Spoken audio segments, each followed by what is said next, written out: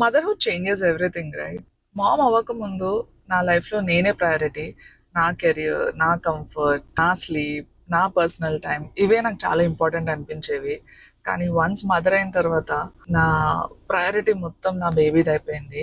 Every mother will have the same feeling. New responsibilities, sleepless nights, physical recovery, emotional changes, ఇవన్నీ కలిసి ఒక కొత్త version ని create చేస్తాయి. కొన్నిసార్లు కొంతమంది అంటారు, లోకంలో ఎవరికి పిల్లలు పుట్టలేదా ఏంటి అనేసి. నాకు భలే కాలుతుంది ఆ మాట అంటే. Every motherhood journey is different. ప్రతి అమ్మ తన ఓన్ స్ట్రగుల్స్ తో అన్ని ఫేస్ చేసుకొని తన బెస్ట్ తను ఇవ్వాలనుకుంటుంది బేబీకి. పోస్ట్ పార్టమ్ డిప్రెషన్ కానీ, స్లీప్లెస్ నైట్స్ కానీ, సెల్ఫ్ డౌట్, డిప్రెషన్, ఇలాంటివి చాలా మంది సైలెంట్ గా అనుభవిస్తారు. Men also should understand. So వాళ్ళకి ఏదో చేసేయాలని కాదు, జస్ట్ మేము ఉన్నాము అనే ఒక సపోర్ట్ ఇస్తే చాలు.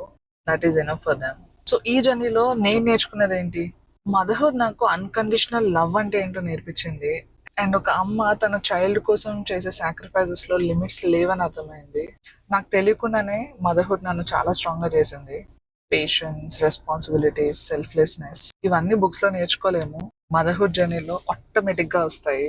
ఇంకో పెద్ద రియలైజేషన్ ఏంటంటే, మా అమ్మ మీద ఉన్న రెస్పెక్ట్ నాకు పెరిగింది.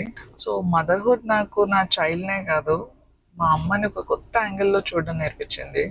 Every mother gives birth to a child, but in the process a new woman is born too. So నేను మదర్ అయిన తర్వాత నా లైఫ్ ఒకటే చేంజ్ అవ్వలేదు. It change the way I see love, sacrifice, strength, and most importantly, my own mother. What is your opinion, guys? Do you guys agree with me? Love your mother. She is the only one who loves you for who you are.